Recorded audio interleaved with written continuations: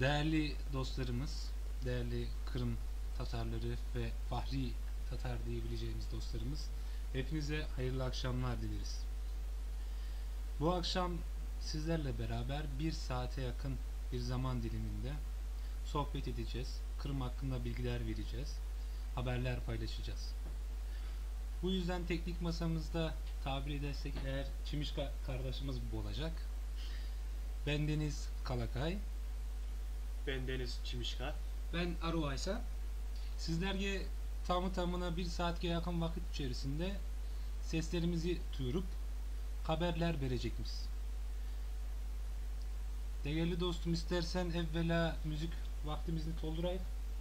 Sen bizge Raziye abamızdan Beg Aruf o hareketli şarkısını bizlerle paylaşırsak Beg Aruf olur diye düşünüyorum. Tamam, Kullanayıp durma yerinde oyna. Şak şakıldayıp kır kullanayıp kodey kolların oyna. Şakıldayıp kır kullanayıp durma yerinde oyna. Şak şakıldayıp kır kullanayıp kodey kolların oyna. Şak şakıldayıp kır kullanayıp durma yerinde oyna. Şak şakıldayıp kır kullanayıp kodey kolların oyna. Şak şakıldayıp Raziye!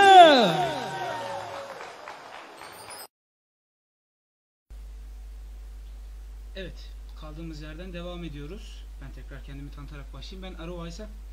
Bugün günlerden 3 Kasım 2018'in artık sonlarına geliyoruz. Ve uzun bir süreden beri planlamakta olduğumuz radyo programımıza tekrardan başladık. Şükürler olsun diyelim. Nasıl başladık sence?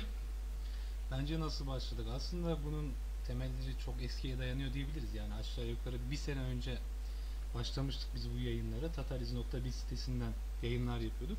O dönemde tabii sizler pek fazla katılım sağlayamadığınız dönemde yanında Baybars vardı. Evet. Kendisi şu anda şehir dışında ve bir süre daha bizimle beraber çalışmayacak. Artık Şimişka ve Aruvaysa ile devam edeceğiz yolumuza. Dostum, ilk başta şunu söylememiz gerekiyor. Bizim bu yaptığımız iş aslında Kırım camiası için çok önemli bir iş olduğunu düşünüyorum ben. Tabii gençler olarak yapıyoruz bunu. Yaş ortalamamız takriben birkaç kişi çıkarırsak 16 ile 20 arasındaki dostlarımızla beraberiz. Evet. Yani bu işte gençlerin önemli olduğunu düşünüyorum. Gençlerin bu işe dahil olması gerekiyordu. Bunu nasıl yapacağımızı düşünürken aslında radyo ile başlamamız gerektiğini düşündük. Tabii bundan önce beraber dergiler çıkardık. Bildiriler yayınladık ama sosyal medyayı kullanarak bu işe girmemiz aslında tamamen insanların biraz daha ilgisini çekmek için. Artık dönemin şartları da bunu gerektiriyor. Kesinlikle kesinlikle. Hatta şunu da söyleyebiliriz. Sosyal medya aslında günümüzde yeni bir kamusal alan olduğunu iddia edebiliriz.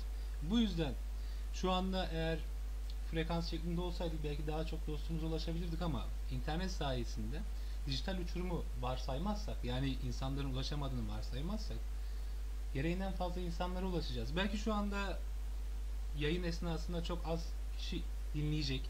Daha ileriki seviyelerde birkaç dakika sonra tabii bir çizgi filmle paylaşacağız. İnşallah. İnşallah. Genç komisyonumuzdan bir dostumuz yapmış, böyle güzel Tom ve Jerry üzerinden gitmiş. Böyle 18 Mayıs'ı anlatıyor. Biraz da spoiler verelim, hemen şey olsun. Güzel olur.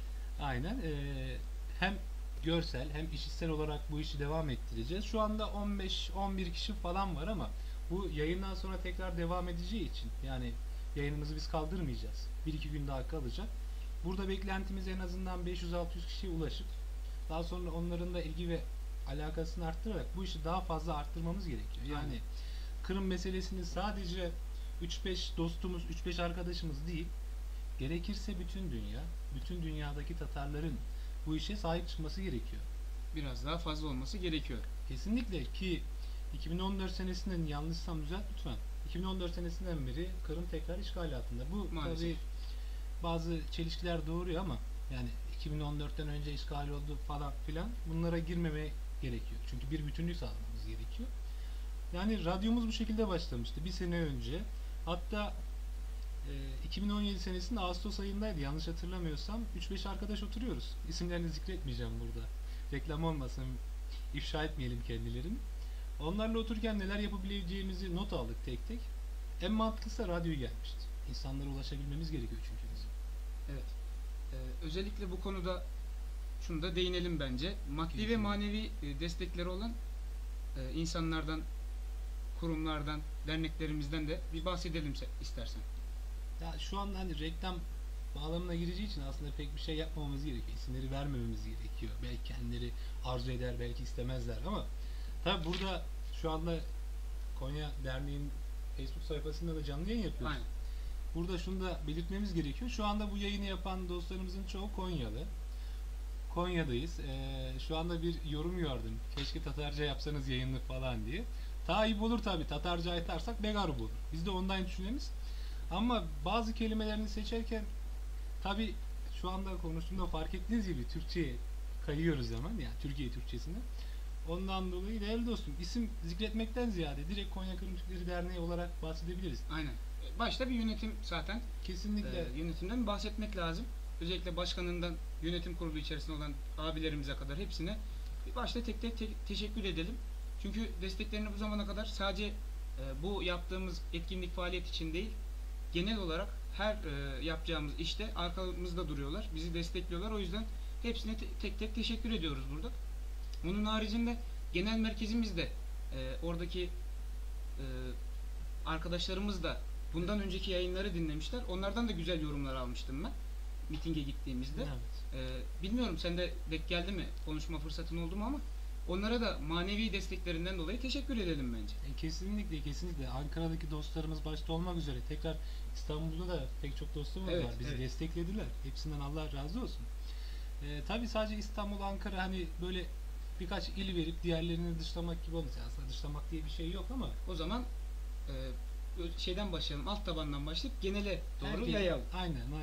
Tabii bu dönem içerisinde bize evvela hem müzik olsun, hem şarkı olsun, hem diğer teknik detaylar üzerinde bize yardımcı olan bütün dostlarımızdan teşekkür ediyoruz. Belki ileriki yayınlarımızda tabii hepsini konuk olarak alamayız ama sonuçta internet, sonuçta her yerde yayın yapabiliriz. Belki önümüzdeki süreç içerisinde bizlerin sesi ulaşmaz ama belki İstanbul'dan, belki Ankara'dan dostlarımız da bu yayına katılırlar. Belki onların kendileri yaparlar. Burada şunu eklemek istiyorum aslında. Yani önemli olan bir husus şu. Biz takriben 50 hafta ya da 49 hafta önce falan tamam bu işi profesyonelleştirelim dedik Evet. ama maddi ve teknik imkansızlıklardan dolayı bu işi ara vermiştik biz. 40 hafta 39 hafta falan olmuştu aşağı yukarı, hafta bazında veriyorum çünkü notları o şekilde almışım. O dönem içerisinde pek çok, yani 39 hafta içerisinde pek çok arkadaşım, dostum telefon açıyor. Ya ne yapacağız? Devam etmeyecek misiniz? Başka yollarla yapın. Neyse para gönderelim gibi şeyler de oldu. Sonuçta ne yaptık? Değerli dostlarımızla beraber şu anda peki belki hani 2-3 kişinin sesi duyulabilir ama şu anda odada 8-9 kişi falan var. Evet. Yani destek şu anda hemen arkamızda. Kesinlikle. Peki Kalakay, şunu da sormadan geçemeyeceğim. Neden sosyal medyadan devam ediyoruz? Neden sosyal medyadan devam ediyoruz? Çünkü biz kendimize göre bir site ayarlayıp oradan internet radyosunu devam ettirelim demiştik. Yalnız orada işte takıldığımız noktalar olmuştu. Bahsetmeden geçmeyelim diye düşündüm. Evet, orada evvela teknik bir sorunumuz olmuştu bizim. Yani domain ve hosting, bu işleri bilenler yine anlayacaktır. O dönem içerisinde tabii hemen şunu da değinmeden geçemeyeceğim. Dolar mevzusu var. Evet. Bu tarz sitelerden satın aldığımızda dolar üzerinden satın alıyoruz.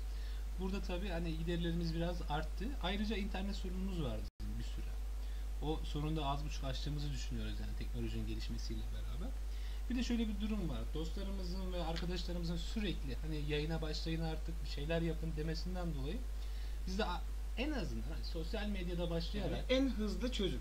aynen en hızlı ve taktiksel olarak baktığımız zaman şu anda bu grubu, bu sayfayı 1000 kişiye yakın insan takip ediyor.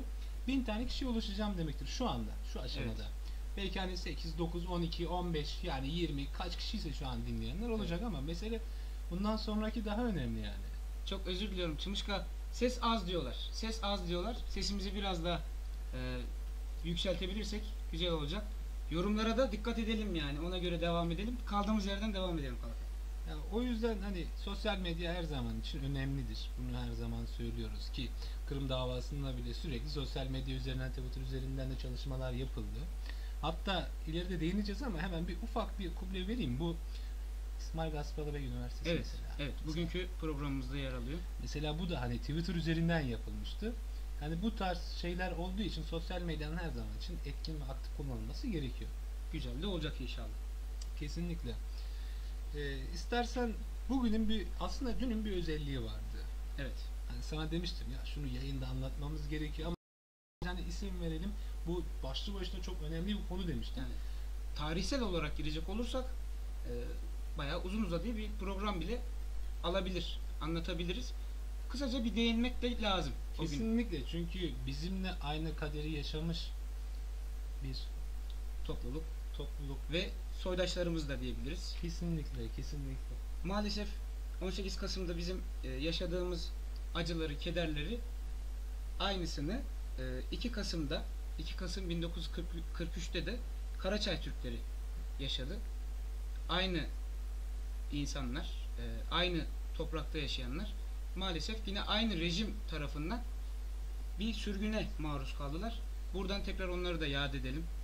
Orada canlarını, topraklı vatanından ayrılan, canlarını kaybeden tüm atalarımıza da, Karaçay Türklerine de buradan rahmet gönderelim. Kesinlikle. Aynı kaderi paylaşıyoruz. Zaten Karadeniz'in bize göre, şu anda bulunduğumuz kısma göre kuzeyinde bulunan bütün Müslüman ve Türk soydaşlarımız zaten sürekli sürüldüler. Bu zalimce, katilce yapılan bir eylemdi. Bu hüzünlü bir olayın ardından madem sürgünden girdik, Çımışkacım bizge bu Tom ve Jerry'nin Bolgan 18 Mayıs'la alakalı şeyini bizge paylaşsa bir arub olur dayı.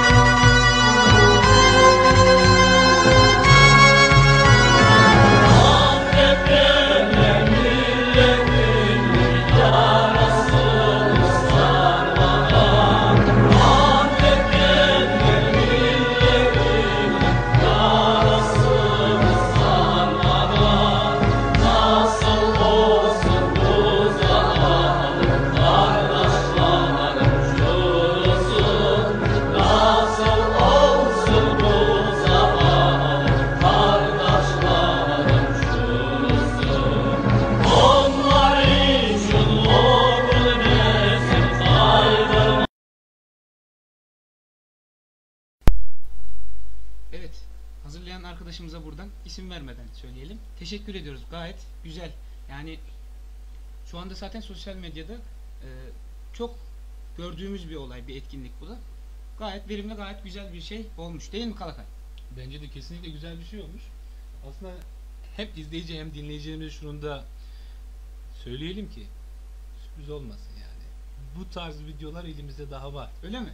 Önümüzdeki süreç içerisinde hem yayınlarımızda hem de böyle özel tek tek paylaşımlarda bulunacağız sosyal medyada. Çok güzel olur. Çok güzel olur çünkü çok hoşuma gitti. Kesinlikle, yani ilk zaman teklif edildiğinde bu hoşuma gitmişti benim. Dedim yani güzel. Bir dostumuz var, hep söyler. Vizyonlu bir iş olmuş kardeşim bu. Vizyonlu bir iş olmuş bu. Onu da buradan selamlıyoruz. Kesinlikle. Değerli dostum, Kasım ayına girdik ama Kasım ayının son günlerinde devamlı sen getir istersen. Haberimize geçmeden önce sen spoil verdin. Unuttuğumuz bir tarihimiz daha var. Çünkü Aslında unutmadık. Ama onu da değinelim çünkü biz ak topraklarda yaşıyoruz desek bile burası da bizim ana vatanımızdan biri. Biz nice yıllara devam eder gider. böyle bir durum var. Ya 29 Ekim demişken dostum hemen bizim geçmiş dönemde Kırım Halk Cumhuriyeti'nin 100. yıl dönümü üzerine 1900 kitap bağışlamıştık, Evet. aşağı yukarı. Tekrar o projeye devam etmeyi düşünüyoruz. Aslında Genç Avaz Dergisi diye bir dergi var. Üniversitedeki, Selçuk Üniversitesi'nin genç kardeşlerimiz bu işi yapıyorlar. Onlar 29 Ekim ve 10 Kasım için bir etkinlik teklifinde bulundular. Yani kitap dağıtsak mı? Cumhuriyet'in çocukları okuyor diye. Tamam dedim. Benimden 160 tane malum dernekte duruyor. Evet. 160 tane kitap benden değerli dostum dedim. Bu proje için eğer izleyicilerimiz, dinleyicilerimiz yardım ederlerse ilkokul ve ortaokul düzeyindeki genç kardeşlerimize, çocuklarımıza kitaplar hediye edebiliriz. Bu şekilde olabilir ve bunun için de nereden başvurabiliriz, nereden iletişime geçebiliriz diye sorarlarsa yine aynı şekilde Facebook sayfamızdan bizimle iletişime geçebilirler. Evet, evet. Bizi sesimizden tanıyan eğer olduysa birebir telefonla da ulaşabilirler. Aynen. Bu şekilde de olabilir değerli dostum. Yeter ki kitap gelsin. Kesinlikle, kesinlikle. Ve ben bu işin içinde olduğum için yani gerçekten çoğu okulların kitap konusunda çok sıkıntı yaşadığını biliyorum. Bu kampanyada güzel bir kampanya olur. Bizi dinleyenler inşallah kulak verirler ve bu kampanyayı sürdürürüz. Güzel bir hem faaliyet olmuş olur hem de çocuklarımıza yetişmiş oluruz. Kesinlikle, kesinlikle. O zaman Aruvaysacığım, sen bizge neler bolgan? Olarını bizge bir açsan da duysak olmaz Duyalım. mı? Duyalım. Evet Kalakay. Bakalım. Haberler kısmını kısaca bahsedeceğiz. Özellikle haberler kısmını Kırım'dan bahsettiğimiz için Kırım Haber Ajansı'ndan takip ederek oluşturmaya çalıştık. Onları kısaca değerlendirmeye çalışalım. Ben ilk olarak kronolojik olarak gitmeyeceğim. Hı. Tarihsel olarak. İlk olarak çünkü çok önemli bu. Bu Kırım Tatar Milli Meclisi'ne ait mülklerin kamulaştırma kararı ile ilgili son günlerde haberlerde de görüyoruz. Özellikle Kırım Haber Ajansı'nda daha çok bilgi paylaşımı oluyor. Onunla ilgili bir paylaşım yapalım. Duymayanlar, dinleyicilerimizde duymayanlar varsa onlara da ulaştırmış olalım. 27 Ekim 2018 günü, Cumartesi günü Kırım'daki sözde şu andaki yönetim ve onlarla beraber oluşturulan Kırım Müslümanları Kurultayı toplantısı düzenlenmiş. Burada da işbirlikçiler Kırım Tatar Milli Meclisi'nin mülkünü tamamıyla başka tarafa el koyma kararını almışlar ve bununla ilgili kararı da onaylamışlar. Bu maalesef bize biraz daha geç düştü. Çünkü arada 3-4 gün geçti. Biz son 2-3 gündür bu olayın farkındayız. Bu olayla ilgili hemen zaten açıklamalar geldi. İlk olarak yol başçımız Abdülcemil Kırımoğlu bir açıklama yaptı. Açıklamasında meclisin mülkiyetinin büyük kısmının zamanında çoğunlukla diasporadaki, Türkiye'deki, Amerika'daki ve Romanya'daki soydaşlarımızın bağışlarıyla geldiğini ve onların verdikleri bağışlarla oluşturulduğunu söylemiş ve oradaki o organımız, temsil organımızı bu bağışlarla biz oluşturduk. O temsil organı bizim, Kremlin kuklalarının değil demiş Abdülcemil Kırımoğlu. Bunun hakkında genel merkezimizin de Ankara'dan da bir açıklama yapıldı. Hem yazılı hem bildiri olarak da yapıldı mı tam bilmiyorum ama yazılı olarak bir açıklama da geldi. Açıklamada kısaca bahsediyorum. Alınan kararın hukuku ve ahlaka aykırı olduğunu, mülkiyet haklarının ihlalini ve demokratik tüm yönetimlerde, tüm devletlerde bunun bir suç olduğunu belirten bir yazılı açıklama yaptı. Bunun haricinde İstanbul'dan Emel Vakfı'nın da bir açıklaması oldu. Aynı şekilde onlar da kınadılar bu durumu. Evet, çok korkunç bir olay daha yani her zamanki gibi. Maalesef, maalesef. Yine başka bir şey bekleyemezdik zaten de. Yani onlardan Şaşırmadık diyorsun. Şaşırmadık. Tabii olması bizim için çok kötü oldu. Yani bu durumu aslında bu durum üzerine hususi olarak bir yayın yapsam, bu işi bilen Zafer Agamızda Evet. ya da onların yapması belki yapmışlar. Son zamanlarda takip edemiyor gündemi. Zafer Agamız deyince hemen aklıma da o da geldi. Bildirelim. Yanlış bilmiyorsam STV. Bugün veya dündü Zafer Agamız orada yayına konuk olacak. Belki dediğin gibi bu konuyla ilgili de bir konuşma, bir sohbet orada da geçebilir. Evet. Zafer ağamız dediğimiz anda aklıma bir şey geldi kardeşim. Emel Kırım Vakfı'nın Cumhurbaşkanlığına bir resmi başvuruda bulungan. Evet. Haberim vardır. Hepimiz bek kovandık. Evet. Şimdi neden Tatarca'ya döndün diyecekler. Hem mesaj yoluyla hem de yorum yoluyla sürekli Tatarca konuşsanız begarup olur gibi şeyler geldi. Dilim döndüğünce Tatarca aytmaya çalışacaklar. Sonuçta bizler diasporada yaşayan ballarımız, caşlarımız, kartilerimiz ve biz begarup Tatarca aytamayız. Bir de şey vardır hani aytarlar ya ben anlaymam fakat konuşamayım kader. Aytamayın. Aynen aytamayma yani konuşamıyoruz durumu da var. İsmail Bey Gastronomi Üniversitesi mevzusu gerçekten mühim bir mesele. Zaten değineceğiz inşallah. Deyince hatta sen haber ver bakalım neler varmış haberlerimizde. Daha sonra biz bu işe gelik. İnşallah onu da önümüze alalım, konuşalım. Haberler kısmını son 2 haberim daha var. Dündü yapılan canlı yayında Doğu Türkistan'da yaşanan sıkıntılarla ilgili bir canlı yayın gerçekleştirildi. Onunla ilgili haberimiz var.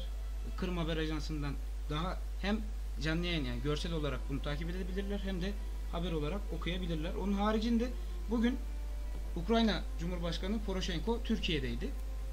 Belli başlı programları vardı. Türkiye Cumhurbaşkanı Sayın Recep Tayyip Erdoğan'la da görüşme yaptılar.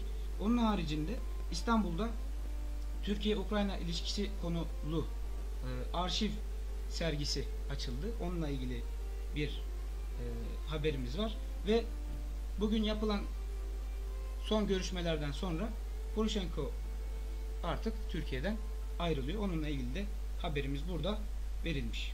Evet. Değerli kadem Aruvaysacığım Kilik İsmail Bey Gaspralı Üniversitesi mevzusuna mühim bir meselede baktık. Bu yerde hoşuma gitken bir şey var. Sadece hani tek bir teşkilatın sahip çıkması değil.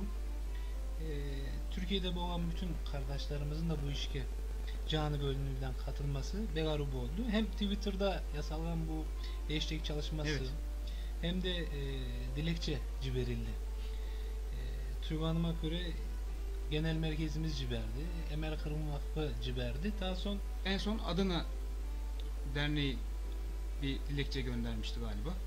Bir de şey Kırıkkale'de Kırklareli pek bilmiyorum şu anda hani yalan olmasın deyip ekibini de açtım ben ya mınavı da olabilir mınavı da olabilirdi yani ekibimden bir evde cibergen hatta bu yerde şey etebilir miyiz hadi diğer teşkilatlarımızda bu işe el atsalar olar da ciberseler begarup olur deyip düşünemen açıkçası. Güzel olur, güzel olur. Hatta buna benzer bir kuruma dilekçe gönderiliyor. 2 sene önceydi galiba. Kırım'da tutsak olan bir soydaşımız için mektup kampanyası falan başlatılmıştı. Onunla ilgili de işte benziyor. Durumlar benziyor. Genel birlik olunup dediğin gibi her şubeden bir dilekçe gönderilebilir. Arıp olur sonuçta yani bu yerde kaç bin kaç milyon Tatarımız bunlarını Evet. begarup düşünmemiz gerekiyor. Zafer ağamızın dilekçesinde birkaç şey var. Bunlara değinmesi gerekir. İsmail Bey Gaspralı'nın milletini seviyorsan elinden gelen işte başla. Sözü mesela çok önemli. Daha son Türk ve Müslüman haklarının aydınlanması için halka şundan seslengen. Şiir ben begaru şiir okuyamayım. O yüzden izleyicilerimiz ve dinleyicilerimizden af diliyorum. Ey vatan kardeşi sen gel gayrete, her hizmete bir hüner muradı haliktir. Al hemen kalemle kitabı gel himmete, bin hayvana bir insan hünerle galiptir. Çünkü farz olmuştur ilim bu ümmete, kimge tabi olmagan kitaba tabidir. Hünersizlik yakışmaz bizim millete, bin kılıçka bir kalem daim galiptir. Ve Zafer ağamız da yine bu şekilde dilekçesinde bu yazmış ve çok güzel bir göndermesi var açıkçası. Bizim de esinlendiğimiz şiirlerden bir tanesi yani yol önümüzü görmemiz açısından. Kesinlikle. Hatta yine derneğimiz bin kılıçka bir kalem daim galiptir diye bir el yapımı bir pankartımız Evet. var. Mitinge hazır olarak götürülmüştü. Evet. Çimişkacığım biz bek konuştuk. Dinleyicilerimiz sıkılmış olabilir. Sen bir güzel müzikle bizi bir çaylasın arkadaşlarımız o arada. Bir mola verelim biz de. Evet.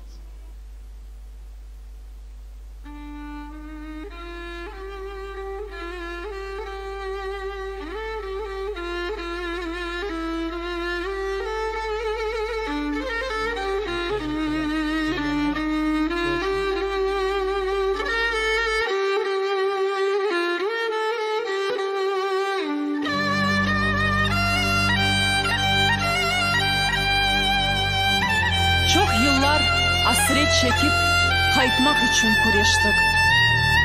Herkes kayıtsın yurtuna. Biz Kırım'da, ya Kırım'dan da gayrı vatanımız yok. Vatanından kaçma, cahillikten kaç.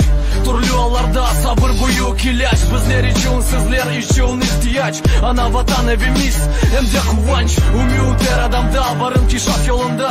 Ve sen de bu sırada olmak gereksin. Halk ile gurbete geldi, seni Kırım bekley. Gurbette biz olsak, ecnebi sayılamaz da misafir gibi olup kalacağımız onun için Kırım. Yurtumuz herkes bunu unutmasın. Son ki nefeseceğiz, vatan havasını almak, yaşamak. Bizge kısmet oldu birbirinin konuşmak. Bunda da koranta kurmak borcumuz. Bundan da hayırlısı yok, 100%. Biz Kırım'da, Kırım'da şükür olsun Allah'a. Kırım bizim yurdumuz, muhadis toprağımız. Sen Kırım'da olmasan, haydi gel vatanına. Kırım evladı olsan, mutlu Kırım'da yaşa.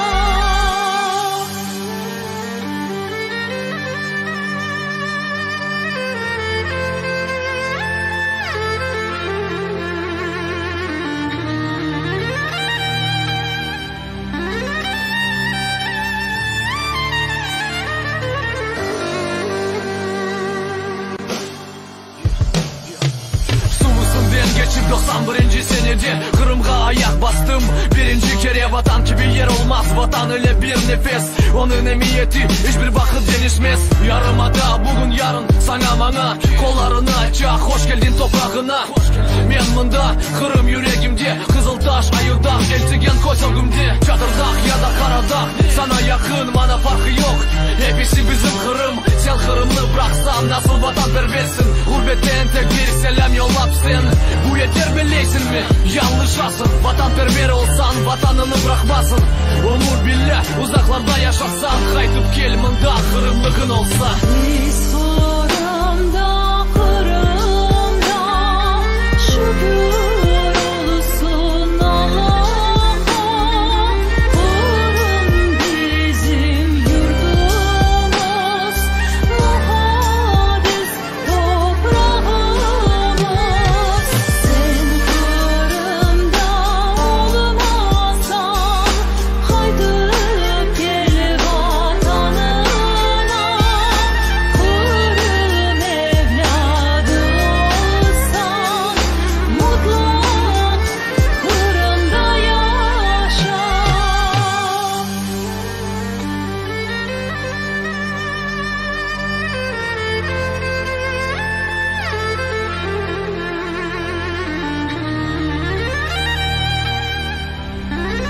Mutlak Kırım'da yaşa.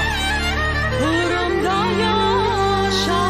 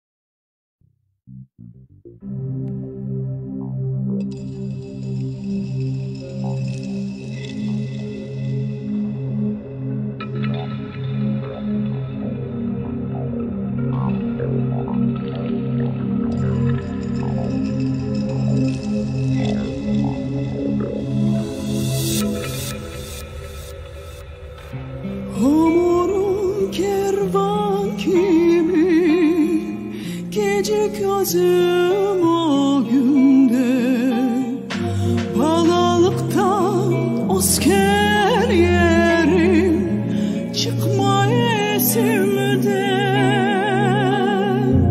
Bahçe saray aralıkları yaşlım sizinle bağlı Alçak yüksek evlerimiz aklımda kaldı Bahçe saray aralıkları yaşlım sizinle bağlı Alçak yüksek evlerimiz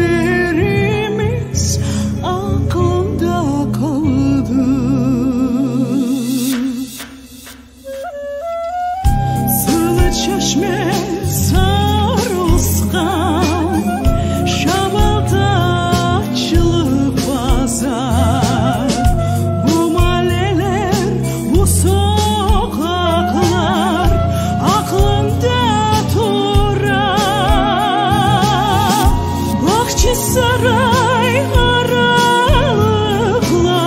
yaşlı sizinle bağlı Alçak yüksek evlerimiz aklımda kaldı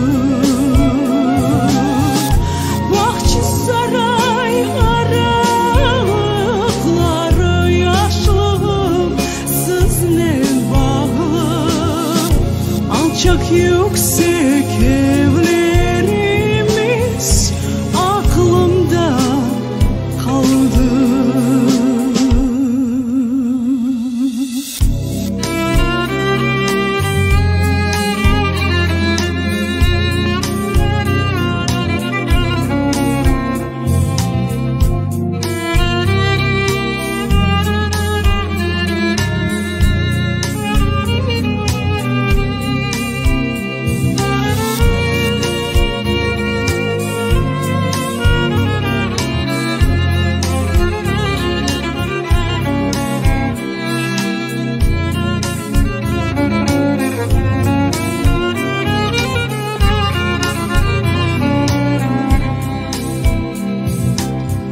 Hamdi kasivetlerinin sizlerle men boldum Sizlerle ek yarımdan yırladım koldum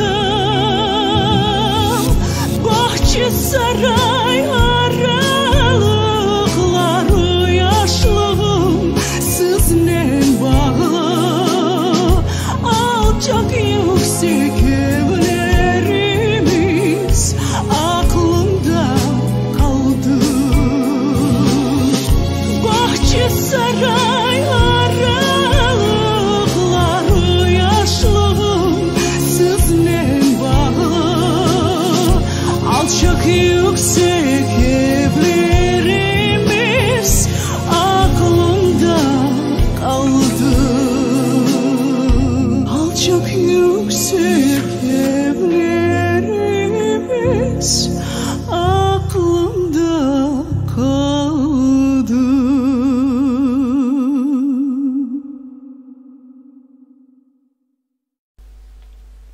Bin kılıçka, bir kalem Daim galiptir. galiptir. Saatlerimiz 21.43'ü gösteriyor. Sevgili dinleyicilerimiz, sevgili takipçilerimiz. Artık bugünün son dakikalarına geliyoruz inşallah. Hemen şimdiden söyleyelim. İnşallah hatamız olmamıştır. Olduysa da affola. Bunu tekrar yayın sonunda zaten tekrarlayacağız. Kaldığımız yerden devam edelim. Sayın Çimişka, Sayın Kalakay. Ne demiştik en son? İsmail Gasparalı Üniversitesi demiştik. Peki bu isteğimizin sebebi ne? Neden İsmail Gasparalı Üniversitesi? Biraz da bunu konuşalım. Yani bence önemli bir şey var. Şu anda hem izleyici hem dinleyicilerimiz bir pankart görüyorlar. Bin kılıçka, bir kalem daim galiptir. Sağ olsun Çimişka organizasyonu elinde tutuyor. Güzel bir şekilde devam ettiriyor. Evet.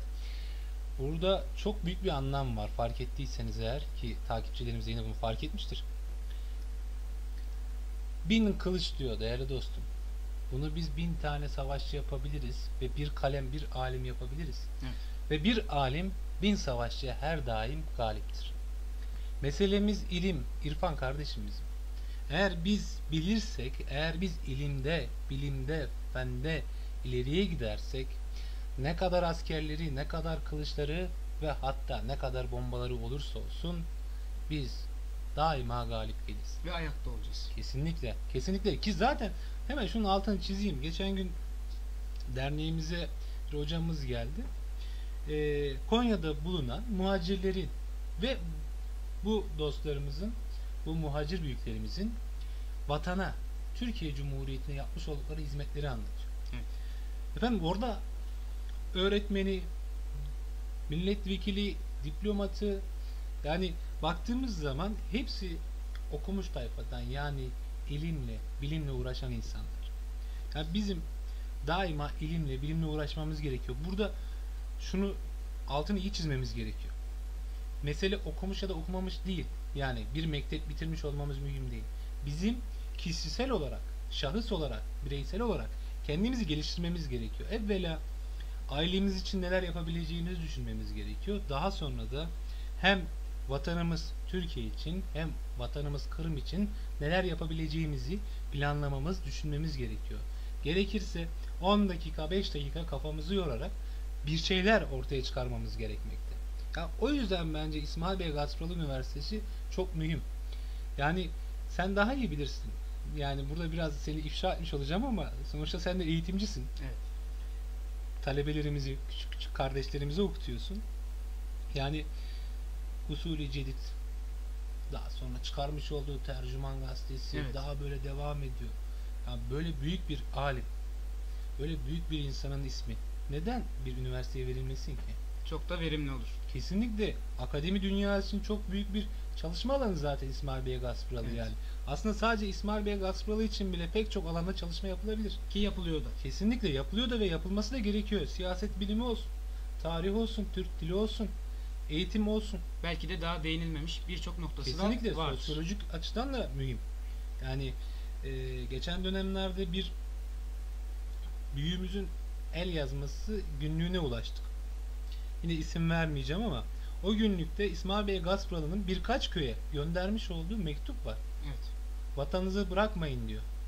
Unutmayın bizi diyor. Yani çok önemli. Bu konuda çok çok önemli bir insan zaten.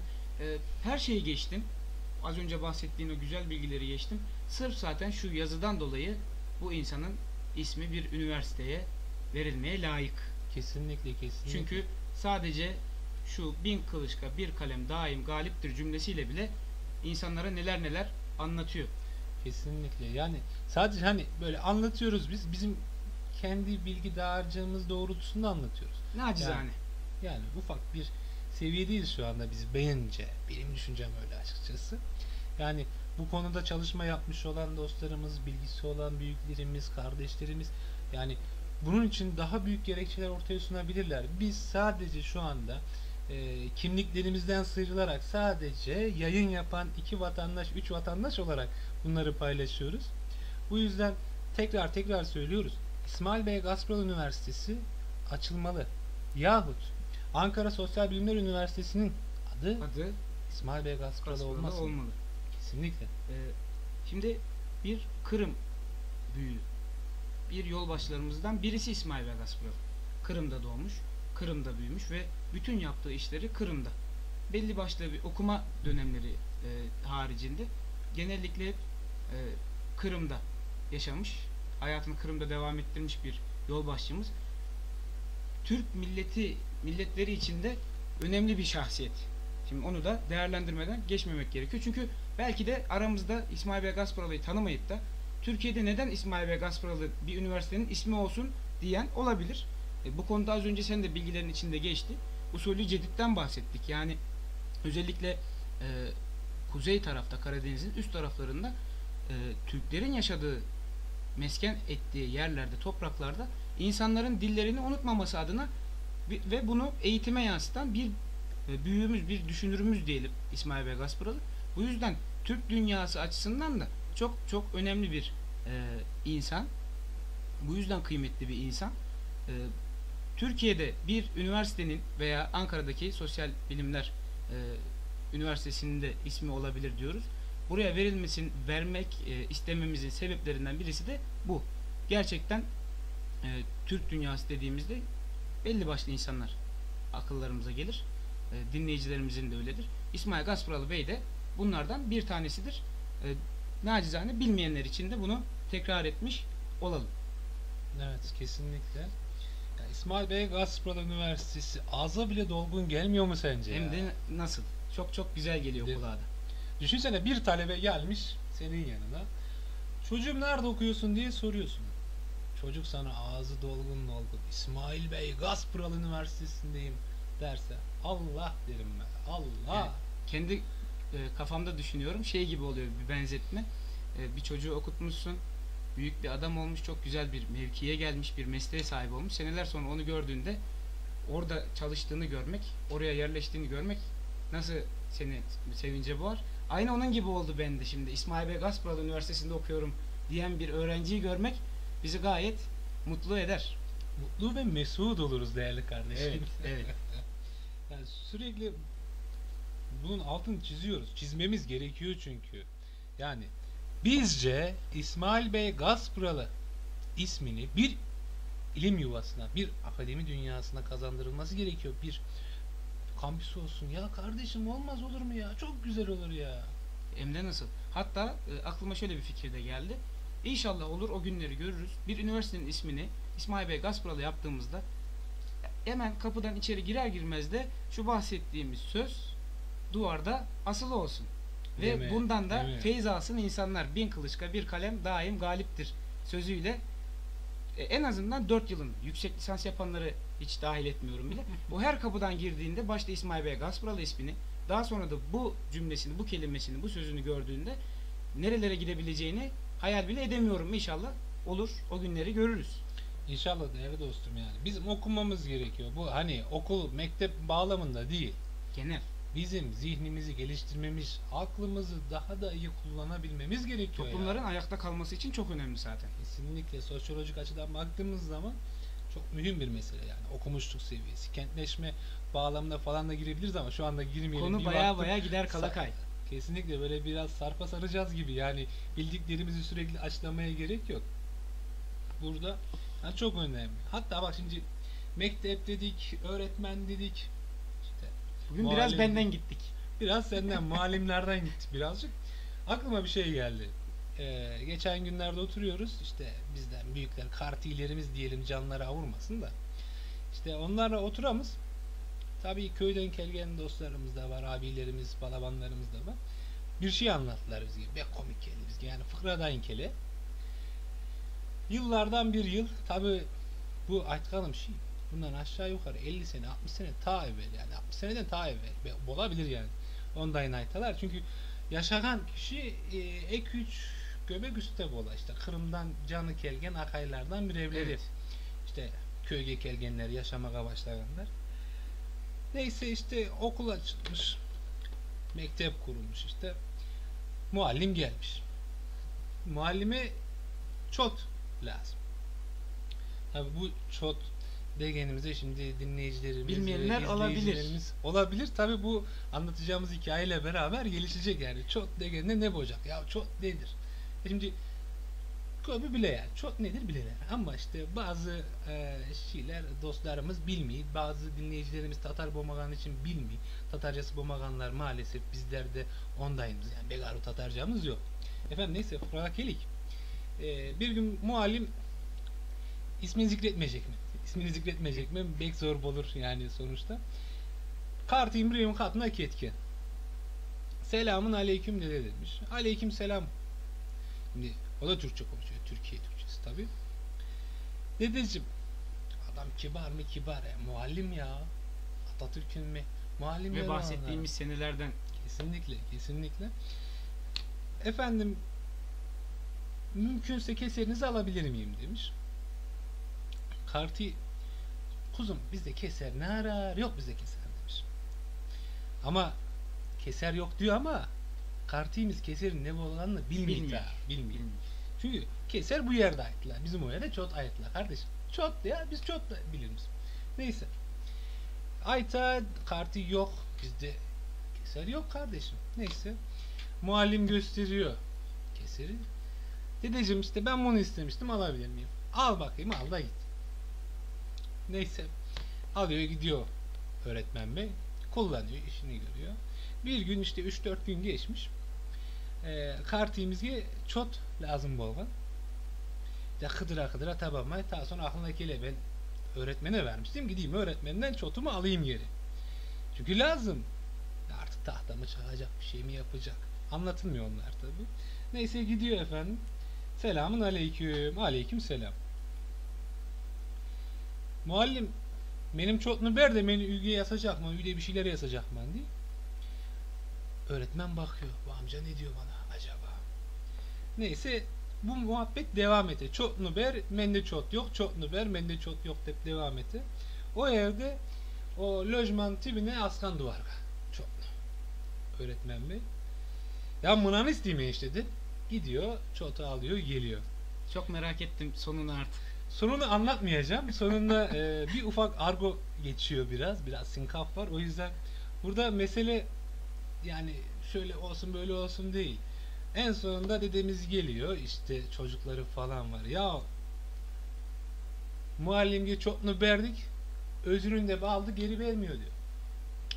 İşte böyle muhabbet ediyor. Bu yıllar sonra sürekli söyleniliyor. Aslında bunu bizden değil, bunu yaşlarımızdan dinleyeceksin. Ve daha da güzel olur. Daha güzel çünkü ya Tatarca konuşuyorlar ya, böyle ağızları dolgun. Hem de çok güzel yani. konuşuyorlar. Kesinlikle. Yanlış bilmiyorsam konuşmamız Tatarca'da belli ağızları ayrılıyor. Çöl şivesi gibi durumlar var. Tam bir bilgim yok ama bizim atalarımız, dedelerimizden de o dili duymak bizi sevindiriyor. Güzel de oluyor. Ama yavaş yavaş çoğunu da kaybetmeye başladık. Maalesef öyle bir durum var. Çimişkacığım bizge bu canlı yayını açsan da yorum yazganlarına da karasak. Şöyle son dakikalarımıza hemen bir baksak. Akaylar, hocam Tatarca anlasınız beni Evet, bir yorum var. En son gelen yorumlardan Tatarca anlatın diyor. Tatarca anlatalım. Bence Metin abiye şunu aytayım. Bir gün o bizge Tatarca açsın. Onun ses kaydını alayık. Canlı yayınımızda bir kısmında şarkı vereceğimizi bundan bir fıkra vereyim. Bundan bir yaşanmış hikayeni vereyim. Bilmiyorum. Metin Bey ne der? Onu artık karacakmız. Belki az sonra canlı yayın bittikten sonra belki telefonumuz çalabilir. Çocuklar böyle böyle diye, gençler böyle böyle diye. Belki şimdi kulağımız bile çınlıyor olabilir. İnşallah çınlamıyordur. Hemen başka bir yorum gördüm. Bursa'dan Burak abimiz. Burak abimiz mesaj atmış. Çok teşekkür ediyoruz. Çok sağ olun Burak abi. Şevket Bey'e de teşekkür ederiz. Murat kardeşimiz var. Murat. Evet, buradan köy teşkilatlarımıza da böylelikle selam göndermiş olalım. Kesinlikle. Daha sonra Abdurrahman abimiz var. Allah razı olsun. Hatice Hanım var. Fatma Hanım var. Onlara da çok teşekkür ediyoruz. El sallayanlarımız var. El sallıyoruz onlara. Aynen. Muhammed Burak Bey TV'de yayınlanıyor hangi kanal demiş. Buna ayrıca yorum. Maalesef. O kaynaklara daha erişemedik. Halil hocamız var aynı şekilde. Biz de aynı işareti yapıyoruz sevgili hocamızla. En yakın zamanda görüşmek üzere hocam. Hamit abimiz var. Semih abimiz var tekrar. Kemal amca var. Çok hem akrabalarımız var hem abilerimiz, tanıdıklarımız var. Çok sevindik biz bu yorumları görünce. Artık yavaş yavaş sona da geldik. Programımızı bitirmeden önce hepsine bir bakalım böyle. Hani herkesi saymadık falan, ayıp olmasın lütfen. Yani sen Çimişka yukarıya doğru çık da kimler ne yazan karayık teren. Tatarca'da konuşmuş olalım. Yani onların Tatarca konuşayak da ondan sonra Tatarca konuşmayısın zakaylar demesin. Bitirmeden bir de hem sen yorumlara bak, bir de şu sorumu sorayım. Bu programı, bu etkinliği nasıl sürdüreceğiz? Süremiz var mı? O konuyla ilgili hemen kısa bir bilgilendirme yaparsan derken Metin abimiz hemen mesaj atmış. Metin abiden bir yorum geldi. Başımızın üstündesin abi. Abi her daim Allah razı olsun senden. Yine burada şimdi ismin gözüktüğü için hani seni ifşa etmiş gibi olacağız. Allah senden de razı olsun, yönetimimizden de, başkanımızdan da, diğer abilerimizden de. Neden olmasın? Kalakay hemen soruma tekrar geleyim. Bu faaliyetimiz devam edecek mi? bu faaliyetim tabii ki de devam edecek. Devam etmez olur mu? Lütfen.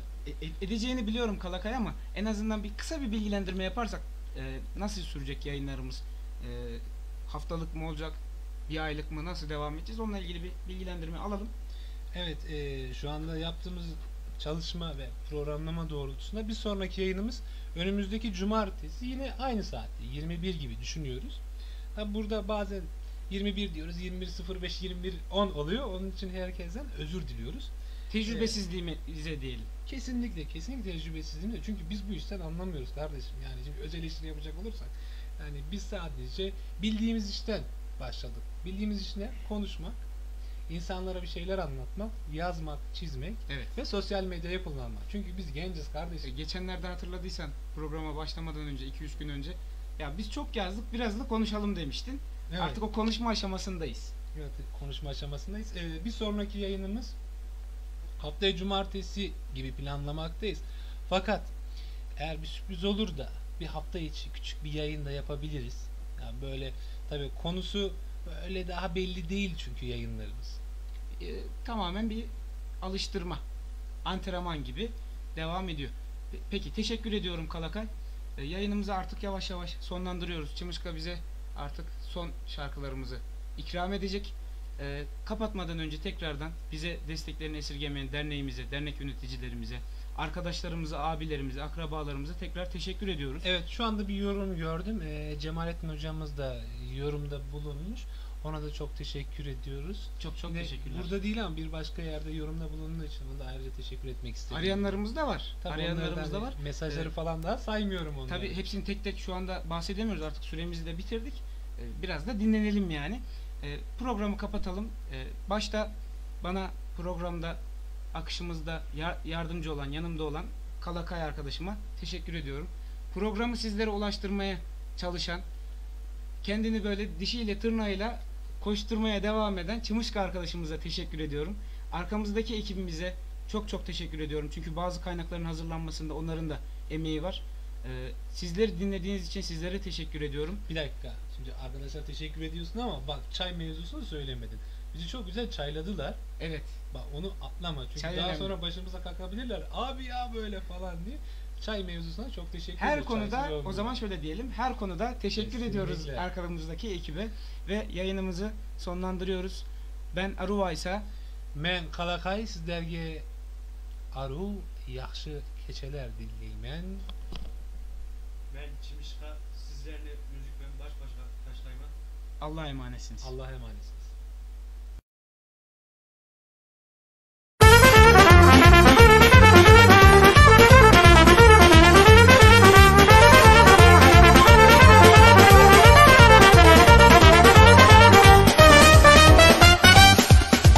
Ev aldığında dut derek, yer estikçe sallana. Dutta kondu bir çıbın, yırlay tablana.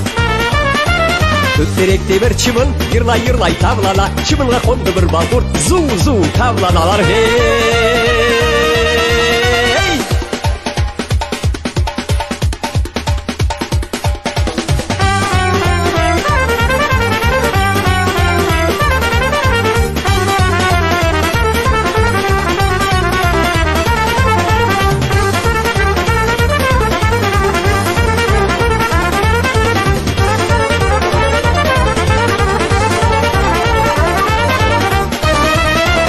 Derekte bir balkurta keldi bir sıçan. Sıçana keldi bir mışık ziyan vermegi. Mışık sıçana sıçan balurka balkut çıbını dut. Zavalı dut kaldı yalangach. Ah ne bay zavalı dut kaldı yalangach. Vah ne bay zavalı dut kaldı yalangach.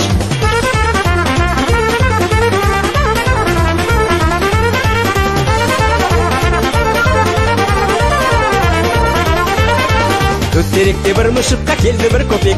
Köpeke keldi bir kazık ziyan vermegi. Kazık köpek mışıkka mışık sıçan balurka balkut çıbını dut. Zavalı dut kaldı yalangach. Ah ne bay zavalı dut kaldı yalangach. Vah ne bay zavalı dut kaldı yalangach.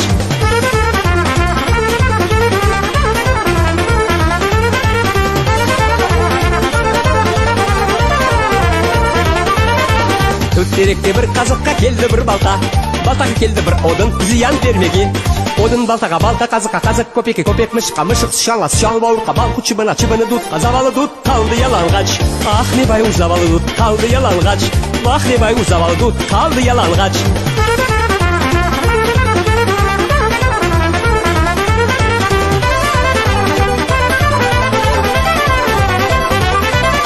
Дут теректе бір балтаға келді бір одын, одынға түшті бір атеш, алевленді еп.